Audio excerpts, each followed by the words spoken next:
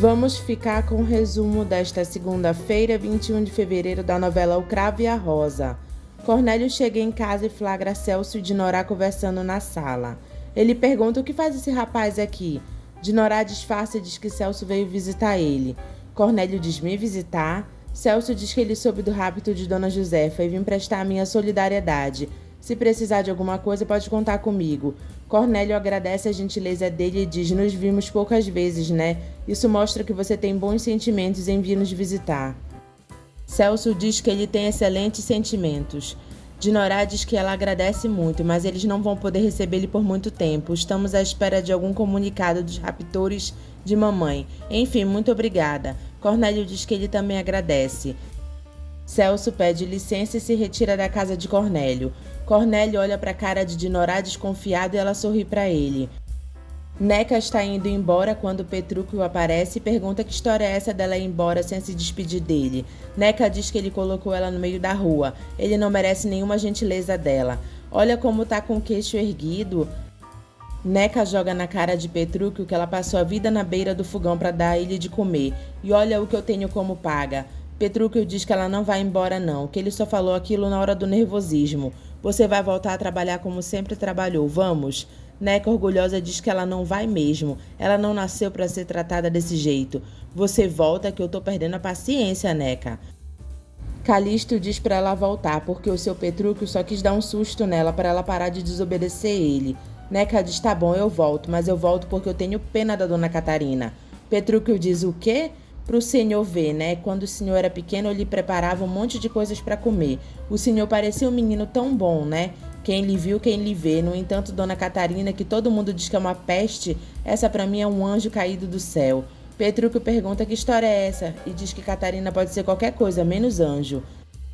Neca diz que ela foi a única que se preocupou com ela. Agora vocês que sempre se esbaldaram com a minha comida, vocês, para quem sempre eu lavei a roupa, vocês não me deram um tostão furado. Agora a dona Catarina me deu os brincos que ela usou no casamento. Olha aqui, sabe para quê? Para eu não morrer de fome. Petrúquio pergunta se esse brinco foi Catarina quem deu para ela. Ela diz: foi, agora eu vou devolver porque eu vou voltar. Eu não queria aceitar mesmo. Petrúquio manda a Neca dar os brincos para ele. Ela diz que não vai dar porque é de Catarina. Ele diz: me dá aqui porque eu sou o marido dela, depois eu converso com ela. Neca diz: ora. Petrúquio diz que com esses brincos vai dar para comprar sal, milho, folhagem e vai dar para sustentar a fazenda durante um bom tempo. Petrúquio olha para a cara de Neca e diz que se ele soubesse disso antes, ele já tinha colocado ela no olho da rua mais cedo. Calixto e Petrúquio ajudam Neca a voltar. O raptor de Josefa chega ao cativeiro. Ela diz até que enfim que ele chegou e pergunta como ele se atreve a deixar ela todas as manhãs sozinha. Eu tive calor, você fique sabendo. Ele diz que foi tratar de negócios. Ela diz: negócios? Já sei, você foi falar com meu genro. Isso quer dizer que está tudo certo, ele já pagou o resgate. Ele diz: engana-se redondamente, ele pechinchou. Josefa diz: o indivíduo teve coragem de pechinchar e eu lá mereço ser pechinchada? Ele diz que Cornélio falou que o preço do resgate estava muito alto e que a senhora não valia tanto assim. Ela diz: o quê? Ah, Cornélio miserável, mas ele me paga. Josefa diz para ele que ela só vai continuar fazendo suéter para ele se ele trouxer para ela uma tesourinha e uma lixa de unha. Eu fui raptada desprevenida. Olha as minhas unhas como estão, parece de bruxa. Ele diz: parecem sim, sem dúvidas. Ela diz sem piada: ou me traz a tesourinha com a lixa de unha ou não tem suéter. Ele pergunta se ela promete não pedir mais nada para ele. Josefa diz: claro, eu não peço mais nada além do essencial para a minha sobrevivência. Qual é a mulher que pode viver sem uma tesourinha e uma lixa de unha? A propósito, hoje à noite eu quero macarronada para o meu jantar, ao invés dessa sopa horrorosa que eu não aguento mais. Ele fica pasmo com o pedido de Josefa. Candoca diz a Bianca que Celso a beijou e confessa que quando ela começou a namorar com ele, ela não sentia tanta atração por ele. Mas agora eu me sinto cada vez mais próxima dele, com vontade de amar, de ser feliz ao lado dele. E ontem, quando ele me beijou, meu coração bateu tão forte. Bianca, romântica do jeito que é, diz que ela fica muito feliz pela amiga. Você falava tão triste que era impossível amar. Olha, você falava tão triste que eu chegava a acreditar. Candoca diz que até pouco tempo ela também acreditou que ela não teria direito de amar, que nenhum homem gostaria dela. Bianca pergunta por que isso? Candoca diz que ela não quer falar sobre isso agora. que eu estou cheia de esperanças. Para que ficar lembrando dos maus pensamentos? Mimosa entra no quarto e diz a Bianca que o professor Edmundo está à espera dela. Candoca diz que aguardará a Bianca voltar. Edmundo lê para Bianca a mesma poesia que ele escreveu para ela como Heitor. Bianca diz que é exatamente a mesma poesia que Heitor enviou-me na última carta. Olha aqui, eu trouxe para mostrar ao senhor. Edmundo fica desconfiado. Ela pergunta como é que pode essa coincidência, como é que pode ter lido para mim a mesma poesia que Heitor me enviou. Joana, ingênua, conta para Berenice que foi por causa da catapora que Manuel demorou a aparecer. Berenice diz catapora. Joana diz que não é tão estranho assim. Ele pegou da Fátima quando esteve aqui. Berenice diz que ela ficou surpresa porque o banqueiro Batista também estava com catapora. Eu fiquei sabendo quando eu fui pegar a roupa no palacete. Não é esquisito, né? Joana pergunta esquisito por quê? Que relação pode haver entre o meu Manuel e um banqueiro tão poderoso? Batista, como Manuel, vê Berenice na casa de Joana e pergunta como vai a senhora. Ela diz que ela soube que ele teve catapora. Ele diz que ainda está com umas marquinhas. Berenice diz para ele que ela estava comentando com Joana que o banqueiro Batista também teve catapora. Batista, como Manuel, fica todo desconfiado e diz que deve ter um surto dessa doença. Bem se diz que essa cidade deveria ser mais limpa. A sujeira ajuda a espalhar as doenças. Está provado, é verdade. Ele se empolga e diz, eis aí uma boa plataforma quando eu for prefeito. Joana estranha e diz, prefeito? Batista percebe que ele falou besteira e finge que pode estar delirando de febre. Ela diz, você não tá bem mesmo, vamos deitar, eu acho que te maltrataram nesse hotelzinho. Você não tá bem mesmo, vamos deitar, eu já volto, Berenice. Bianca pede explicações a Edmundo, como pôde ele ter lido a mesma poesia que Heitor enviou para ela. Edmundo diz que é muito simples. Os livros estão repletos de poesias e ele escolheu a mesma poesia, mas talvez porque os versos combinem com você. Bianca pergunta, será? Edmundo diz, claro, agora deixe a sua imaginação em paz, vamos estudar os versos, venha. Bianca continua desconfiada pela coincidência. Edmundo pergunta o que foi agora. Bianca pergunta a Edmundo se alguém pode ser duas pessoas. Edmundo diz, claro que não, cada pessoa só pode ser uma só. Que pergunta? Agora que surgiu o assunto da poesia, eu fiquei pensando, o Heitor não fala como escreve. Edmundo diz que é normal, às vezes as pessoas falam de um jeito e escrevem de outro. Bianca diz que ele entendeu. Ela pode não ter estudado tudo o que ela devia, mas alguma coisa ela já aprendeu. E agora, nas suas aulas, eu tenho aprendido a mexer com as palavras. É o Senhor que fala com as mesmas palavras que eu recebo das cartas de Heitor. Edmundo pergunta o que ela quer dizer com isso. Bianca diz que ela não sabe, foi uma ideia que surgiu na cabeça dela, diante dessa poesia e dessa situação toda. O Heitor escreve como se fosse você. Edmundo finge surpresa e diz, eu? Ela diz sim, quando ele me beija eu sinto os meus lábios pegarem fogo. Aí é o Heitor sem tirar e nem pôr, mas eu trocaria os beijos dele pela beleza que surge dentro de mim, quando eu vejo a beleza que tem nessas cartas. Será possível que o Heitor seja duas pessoas diferentes dentro de uma só? Edmundo fica meio sem jeito. Ela olha para ele e diz, ou então, Edmundo fica olhando para ela. Ela diz, eu não entendo, eu acho que a minha cabeça vai estourar. Bianca se retira de onde Edmundo está. Manuel diz a Joana que ele não gosta muito da amiga dela, Berenice. Ela é faladeira.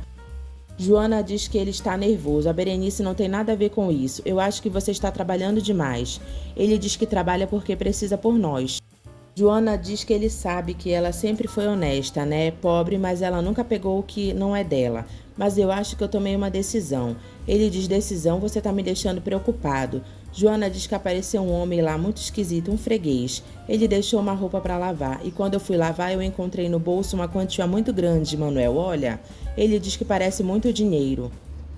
Joana diz que ele não apareceu mais, nem o endereço ela tem. Aí eu deixei guardado para caso ele voltasse, se um dia voltasse. Eu até pensei em dar pro posto da guarda, porque eu não quero que me chamem de ladra. Manuel diz que ela não iria cometer essa bobagem. Joana diz que ela esperou ele voltar para receber. Mas olha, eu não peguei um tostão. Mas, Manuel, eu acho que Deus me inspirou, porque agora eu já sei o que fazer. Ele diz, sabe? Ela diz que ela sabe que ele está trabalhando muito, não aguenta mais essa vida de caixeiro viajante. Anda dizendo umas coisas esquisitas sem sentido, como essa história de ser prefeito. Manuel faz uma cara de desentendido. Joana diz que ela sempre fez economias, por caso de uma necessidade, e agora mais esse dinheiro... Ele pergunta como assim? Joana diz que enquanto ele estava descansando, ela foi falar com o homem do bar da frente. Ele tá querendo vender faz tempo, sabe? Manuel fica olhando para ela com uma cara de assustado. Ele quer voltar para Portugal. Aí eu fiz as contas com ele. Com o dinheiro que eu tenho, dá para dar de entrada. E o resto a gente paga com o próprio movimento. Vamos comprar o bar, Manuel. Aí você deixa essa vida de caixeiro viajante e vem morar aqui com a gente, com a sua família. Finalmente você vai poder descansar, não vai mais precisar fazer essas viagens de um lado para o outro. Aí, Manuel, nós vamos viver juntos todos os dias. Calixto diz a Petrúquio que ele quer ajudar ele com a Catarina. Eu sei que o senhor quer que ela mude junto pro quarto do senhor, não é isso? Petrúquio pergunta: e se for? Eu tô nos meus direitos, eu sou marido dessa peste, não sou? Calixto diz que ele está fazendo tudo errado. Não adianta brigar, não adianta deixar sem comida na tentativa de enfraquecer, não adianta. Catarina é mais forte que um cipó, valha-me Deus. Petrúquio diz que ele está tratando ela como ela merece. Ou você tem uma ideia melhor para desintocar a Catarina desse quarto? Calixto diz que ele tem certeza também que dessa vez ele vai dar os parabéns para ele. Catarina acorda com um monte de porcos no quarto dela. Ela fica com nojo e sai do quarto.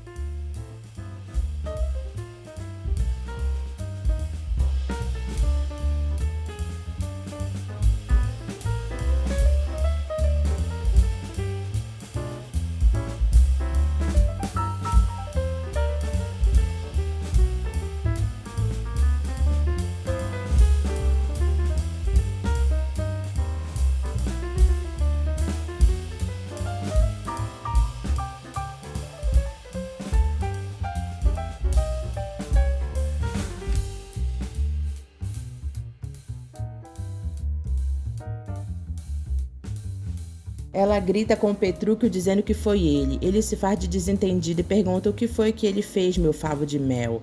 Ela diz: transformou meu quarto num chiqueiro. Petrúquio diz: eu? Ah, mas eu nunca que havia de fazer uma coisa dessas, meu favo de mel, nunca. Catarina diz para ele não se fazer de santo. Os porcos invadiram meu quarto. Petrúquio diz que os porcos são um bicho ruim. Quando eles fogem do chiqueiro, eles entram para dentro de casa e começam a fazer uma bagunça danada. E vão se esconder no lugar que mais parece com o chiqueiro deles. Catarina pergunta como ele se atreve. Ele diz: do jeito que o seu quarto está sujo, eles bem pensaram que você fez um novo chiqueirinho para eles. Ela diz que nem vai responder a um insulto tão grosseiro e grita: tire os porcos de lá imediatamente. Petrúquio chama por Januário e Calixto aparece dizendo que ele não sabe onde ele está. Ainda agorinha mesmo eu chamei, mas ele não apareceu. Mas a riégua, onde foi que ele se meteu? Calixto acha graça e diz: eu que sei? Então vem, você mesmo, Calixto, me ajuda a tirar os porcos lá do quarto da Catarina.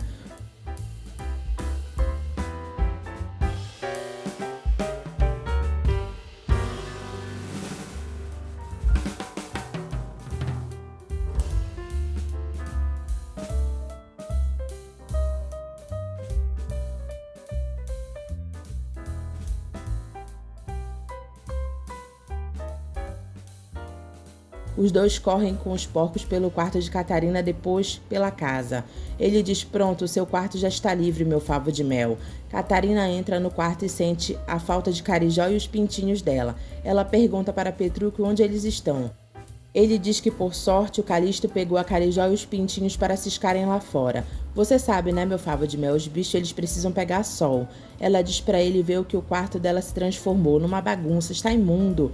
Petrúquio diz que ele já falou que se ela quer um quarto limpo com uma cama fofa, é só vir pro meu. Catarina olha pra cara dele com raiva e diz: nunca. Ele acha graça e diz: então você fica aqui na sujeira, quem sabe com o passar do tempo você não acaba virando uma leitoa, não é? Ela grita: fora daqui, fora do meu quarto. Agora eu entendi, seu Julião Petrúquio, mas fique sabendo que não vai conseguir o que quer. Eu prefiro dormir num chiqueiro a mudar pro seu quarto. Ele acha graça e manda ela fazer bom proveito, porque no chiqueiro ela já está. Catarina senta e tem uma porquinha perto que faz barulho. Ela pergunta o que foi, até você está rindo de mim?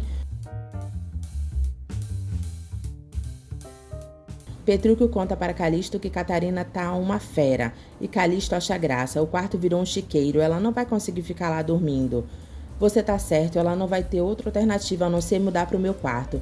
Aí, seu Calixto, depois de mudar vai dar tudo certo. Nós vamos ser marido e mulher como tem que ser.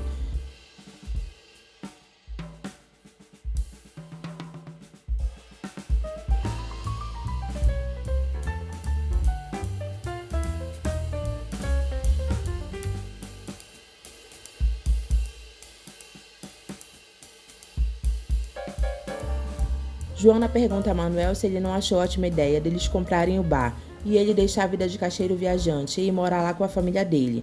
Manuel diz que ele tem que pensar a respeito. Ela diz: pensar o quê, Manuel? Os seus filhos estão crescendo e precisam de um pai ao seu lado.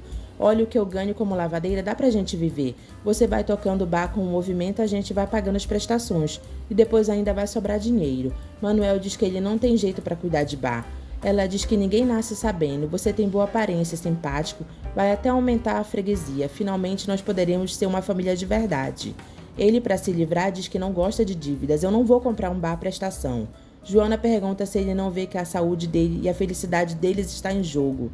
Manuel diz que está resolvido, ele não vai comprar bar nenhum. Joana sai do quarto furiosa. Ele diz: e essa agora? Manuel aparece e diz que ele já está indo novamente. Enquanto aquele dinheiro que o freguês deixou aqui, use, Joana, compre roupas novas para as crianças e para você também. Ela, furiosa, diz que ele não tem que dizer para ela o que fazer com o dinheiro. Já que ele não quis usar para um bom fim, eu não vou tocar em nenhum tostão. Eu vou guardar para quando o dono aparecer. Mas minha periquita, ela diz para ele não chamar ela de periquita, porque hoje ela está se sentindo um urubu. Ele pede para ela não brigar com ele e manda ela pensar que foram tantos anos de firma como caixeiro viajante, ele não pode jogar fora tantos anos de casa. E depois eu detesto dívidas. Se eu comprasse um bar, eu passaria noites sem dormir de preocupação. Ela diz que ela detesta ficar longe dele e ela quer ter uma família. Eu quero passear os domingos com você e os nossos filhos. Eu quero acordar com você todo dia e você nem parece que está se importando com isso, não é? Ele diz que ela está muito enganada, ele também quer, mas não pode. A hora que surge uma oportunidade, você não quis. Agora eu tô entendendo porque você gosta que eu te chame de periquito. É porque você bate as asas e voa pra longe, me deixa aqui sozinha cuidando do ninho.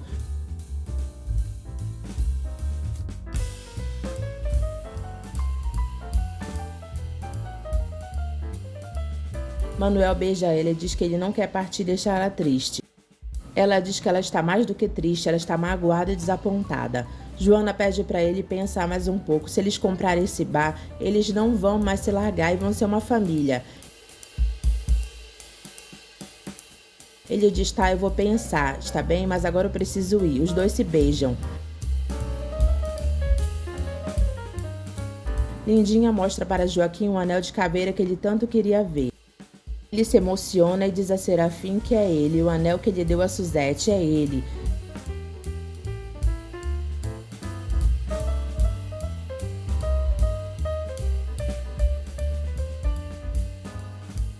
Diga-me, jovem, como era sua mãe? Fala-me dela. Eu não conhecia minha mãe, não, senhor. Ele pergunta como assim ela não conheceu a mãe dela. E o seu pai? Ela diz que o pai dela ela também não conheceu. O que eu sei é que ele era irmão do meu tio Calixto. Você tem certeza? Ela diz: certeza eu não tenho, porque o meu tio criou eu. Então, jovem, me diga, como você conseguiu esse anel? Eu já disse para o senhor que é de família. Joaquim começa a rosnar e ela pergunta se ela falou alguma coisa errada. Ele diz que as respostas dela não são exatamente o que ele esperava, mas também não são diferentes do que ele esperava. Lindinha sorri e Joaquim diz para ela provavelmente daqui para frente ela terá uma bela e grande surpresa. Só que ele precisa pensar, deveremos nos encontrar em breve, até lá eu terei uma conclusão definitiva. Ela pergunta que conclusão, ele diz para ela não fazer perguntas a ele. Ela diz então para ele, por favor, devolver o anel, porque como eu disse é de família, eu não posso viver longe dele. Lindinha faz cara de choro.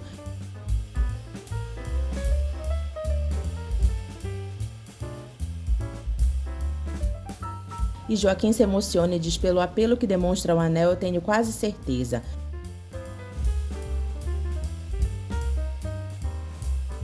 Então agora com licença que agora eu preciso ir. Kiki passa pela mesa e vê Lindinha lá com eles. Serafim pergunta se ele acha que é a filha dele. Ele diz sim, pode ser e também pode não ser. Ela disse que não conhece a mãe e o que contar a respeito do pai pode ser mentira, coisas que se diz a uma criança. O fato é que ela tem um anel, né? Joaquim diz que ele precisa urgentemente que Dona Josefa seja colocada em liberdade. Só ela pode me dizer se eu tive um filho ou uma filha. Mas quando esse asno do Cornélio vai conseguir libertar a sogra? Serafim manda ele ter calma. O sequestrador diz a Josefa que se demorarem a pagar o resgate dela, ela não poderá viver lá para sempre. Josefa regala o olho com medo.